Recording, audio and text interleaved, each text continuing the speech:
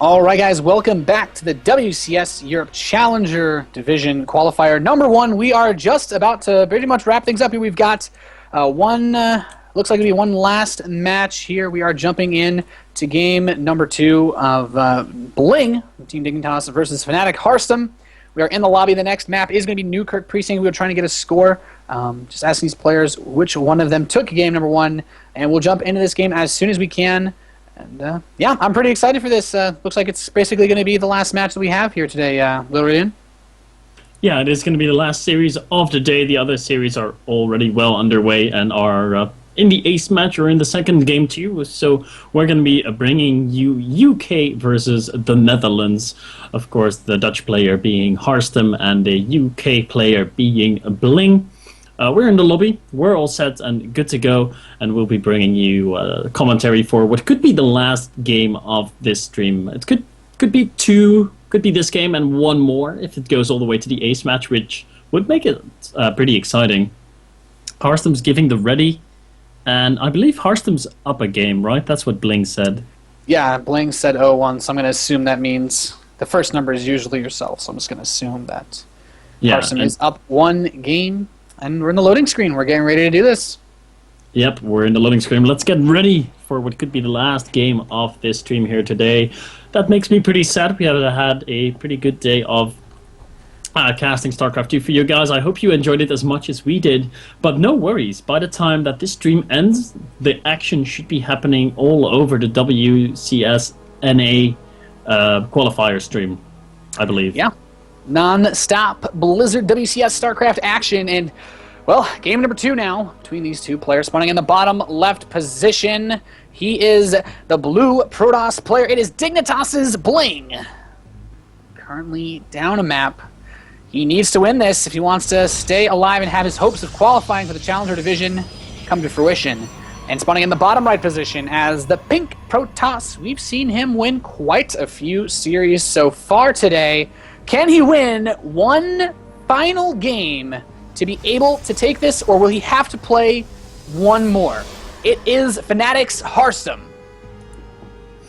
Yeah, Hearthstone, I pointed it out a few times during this stream, a player that I very well know. I know what kind of strategies that he likes to play a little, but it's not like I don't play with him, as in I don't train with him. He's much better than I will ever be.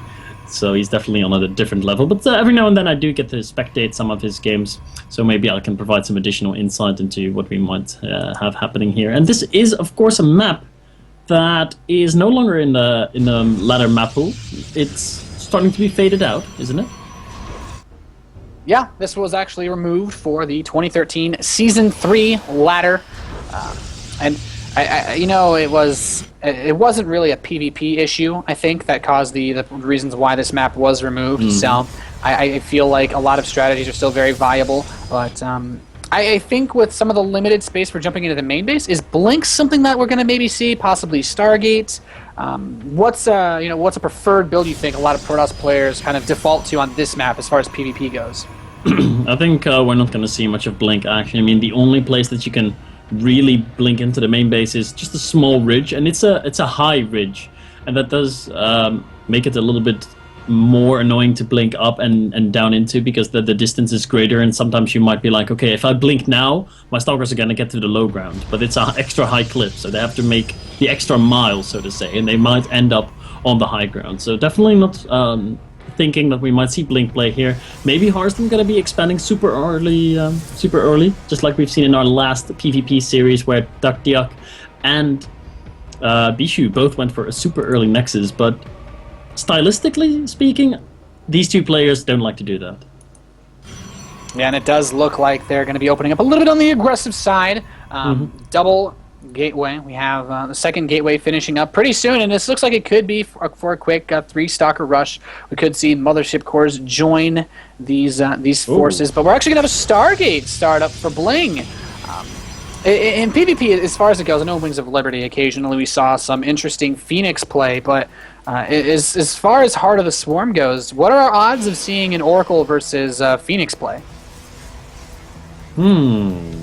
Phoenix play versus Blink play. Very interesting dynamics that we are going to see come to light here. The Void Ray is actually alright against Blink Stalkers in their current state.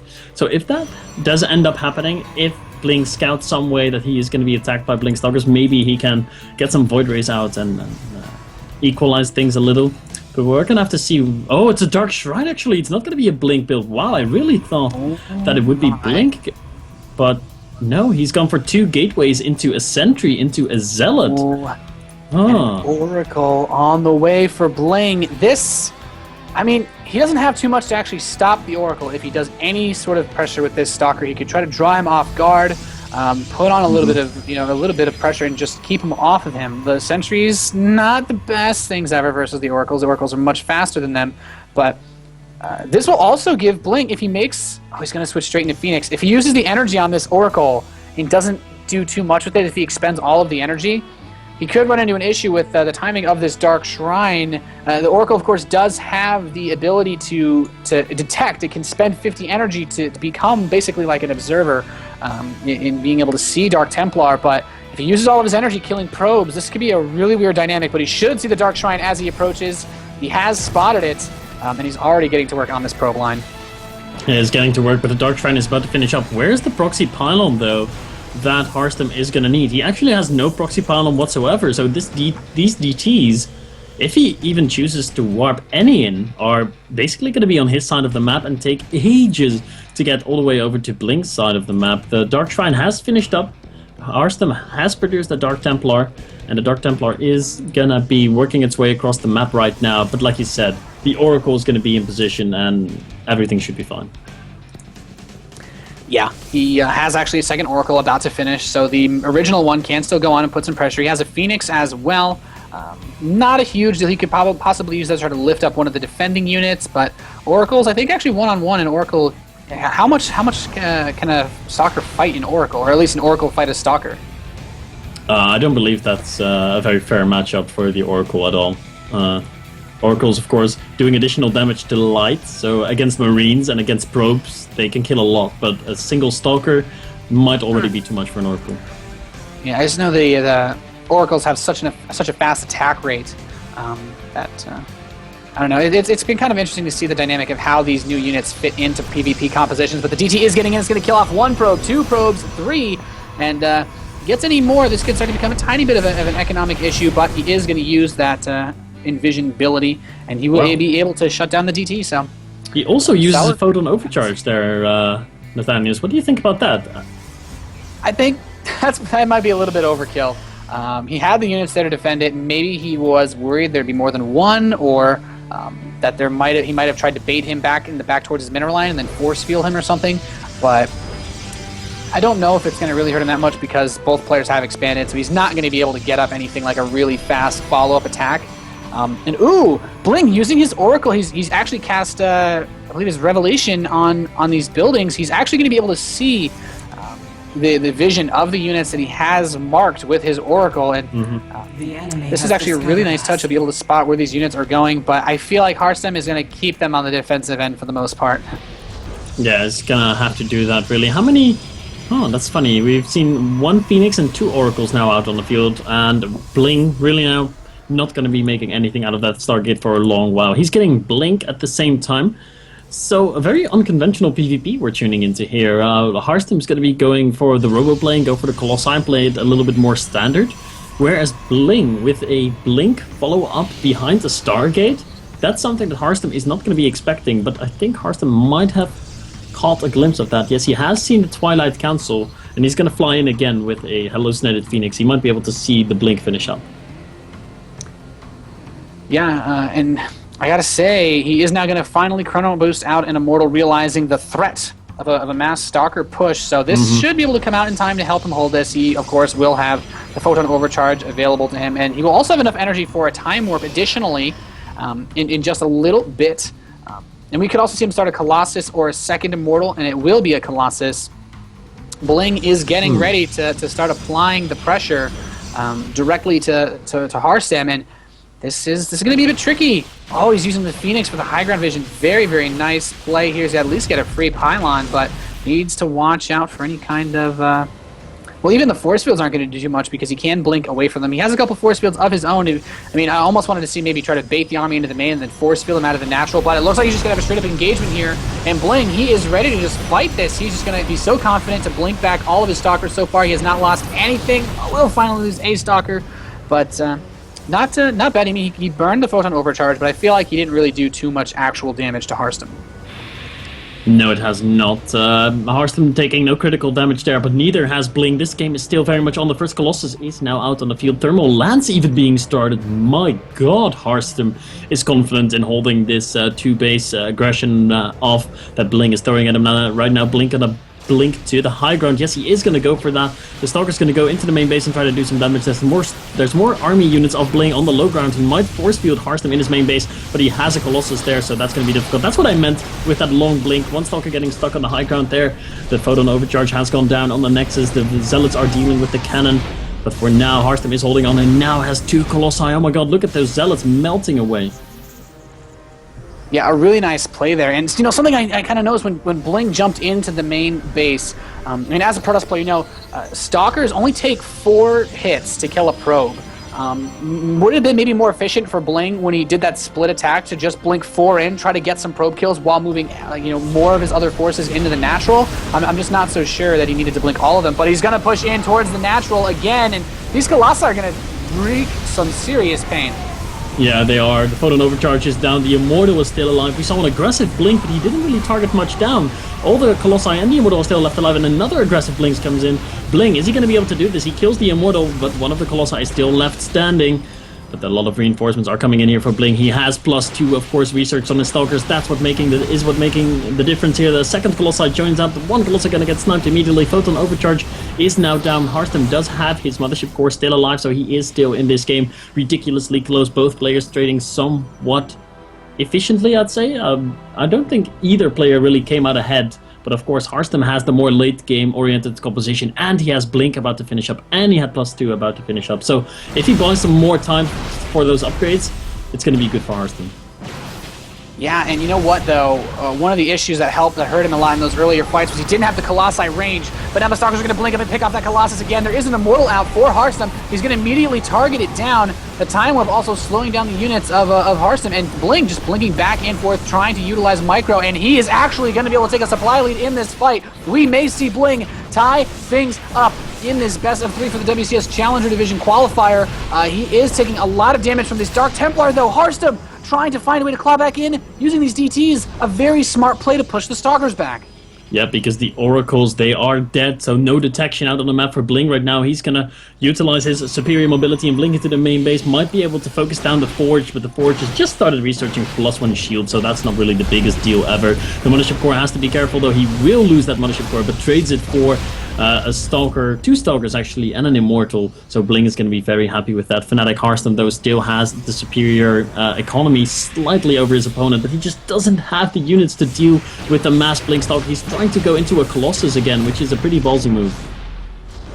Yeah, I mean, he does have the 2 robotics facilities, getting out an Immortal and a Colossus, but, I mean, it's not like Blink's taking a 3rd base behind this. If Harstem holds, economically speaking, it's still going to be fairly close, but the late-game composition should favor Harstem just because he has all of this tech. But Bling is just trying to win this game with pure Micro, and now he's going to throw in 5 Zealots. This is where things can get a little bit tricky. These Zealots do tank quite a bit of damage. The Immortal's not going to be so good versus them. Is Bling going to be able to finally crack Harstem? He might be able to. The Stalker's trying to focus down the Immortal. They do focus 1 down, but they get in range of the cannon, and there comes the relieving Colossus. That's going to be helping out so much. Harstem now in a bit of a supply lead, whereas a few minutes ago he was still down.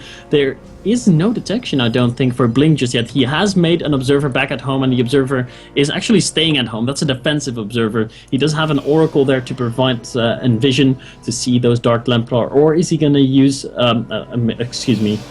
is he going to use that Pulsar Beam to do some damage in the mineral line? Looks like it's going to be damage in the mineral line while Harstem is trying to push these Stalkers out of his base. Has he done it? There's just so many Stalkers. You know, this composition, he's now got 2 Immortals with the Colossus and enough Stalkers here to tank some damage. Harstem is looking very sharp. I can't believe he's managed to repel this attack so far. The fact that he's still alive is a tribute to the human spirit, basically. Those Dark Templar he warped in earlier are so effective at just buying him enough time to get up these forces, and this is the part where Micro cannot just overcome an army composition. Harstem knows he's in a good position. Another Immortal and Colossus. He's trying to use the Oracle to kill this this Immortal. He's managed to drain all of the shields off of it, but he hasn't done any real damage. Will throw down an Envision on those units before leaving, so he'll know if Harstem decides to push out, but I don't know if he has what it takes to stop him. Pushing out would be a risky thing to do right now for Harstem, because the superior mobility of the Stalkers, that's right, he's going to take a third. I didn't think he would move out, and what is Blink trying to do? Loses a Stalker in the process. If Harstem moves out right now, we're going to get in that PvP base trade scenario, and a Stalker base trade is much better than a Colossi Immortal-based army base trade, because you're going to have to split your army up. Here comes an aggressive Blink by Blink. We'll be able to force the cancel on that Nexus. That's exactly what he needed. Harstem on 3 bases, that would be some very bad news for him. Yeah, he's driving him back towards the center of the map. That Oracle trying to run in there and get a couple of probe kills. He actually causes Harstem to pull a lot of his probes away. He needs to get those back on mining as soon as possible. Does not want to lose that mining time. +3 attack, though, now wrapping up for Harstem. We have the Blink only 70 seconds away. And, well, Bling is going to try to get up a 3rd base. He's actually going to be ahead on this, but it looks like Harstem might be saying screw it. He might want to go in and attack. Tries to Blink behind the army. Grabs an Immortal. Very nice catch. For Blink, he'll just grab that. Very, very nice play. And Harstem's going to try to throw on that 3rd Nexus. Once again, he is ahead in supply, but as you said, if he tries to push out, these base trading against Stalkers isn't going to be fun. If you get the Stalker count low enough to the point where his reinforcements could hold it off, maybe then. But at this rate, it's just going to become an issue of chasing buildings around, and Blink Stalkers are just too mobile. Blink Stalkers very mobile, don't want to base trade against them, just as you don't want to base trade against Una's. Nice aggressive Blink here by Harstem. He has Blink, now of course finished up too, and he has the superior Stalker count, so this is some bad news for Blink, and another Blink forward by Harstem. Harstem looking pretty good, up 20 supply right now. He is expanding to his 3rd base once more. The 3rd base is up and running for Blink, so maybe he can defend that with a Mothership Core. Does he have a Mothership Core? No, he has no Mothership Core, so no Photon Overcharge to aid his defense here. A few Stalkers getting caught on the left side of that building, but they do manage to Blink to safety on the right side where the rest of the Colossi Immortal army is. Blink knows he cannot hold this 3rd base, and he's going to be forced into his natural, where he will be making a last stand. We have to point out, Nathaniel, that Harstem has an upgrade advantage. He's got +3, whereas Blink has only got +2. Actually, he's got +2 too.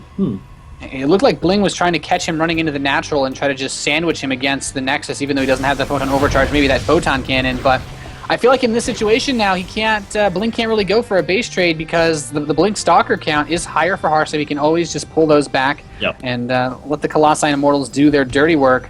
So Bling, he's kind of being forced into a position where, he's got to stand and deliver pretty soon, and this is where having the Colossi are going to pay off so well for Harstem. He's now double pumping them out, and with that 3rd base now saturated on the mineral line for Harstem, he can just afford to churn out so many units.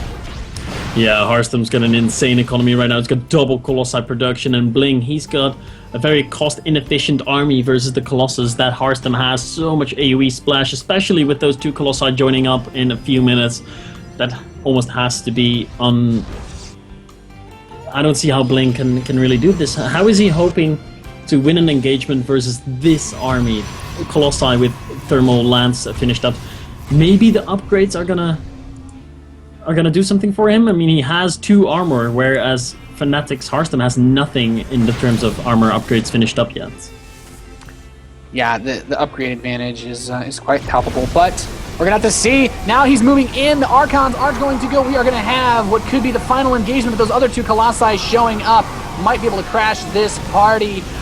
Just Stalkers and Archons versus Stalkers and Colossi, and I feel like Harstem is getting such a good trade. You're going to Blink forward, chasing down Bling's army. Bling at 69 supply, and Harstem is going to win this match. Gratz says Bling, and GG. We have another qualifier for our WCS Europe Challenger Division. What a game to finish things up on. My, literally. That was a big micro fest that went on for a good 5 in-game minutes, and after that, Harstem stabilized. And like we pointed out at the start of that micro battle, if Hearthstone would survive, he would be probably winning the game because he had the Colossi tech, he had double Robo, and he had much better of a follow-up prepared than Bling had. So congratulations to Fnatic. Hearthstone is able to win 2-0 and qualify himself for the European Challenger League of the World Championship Series.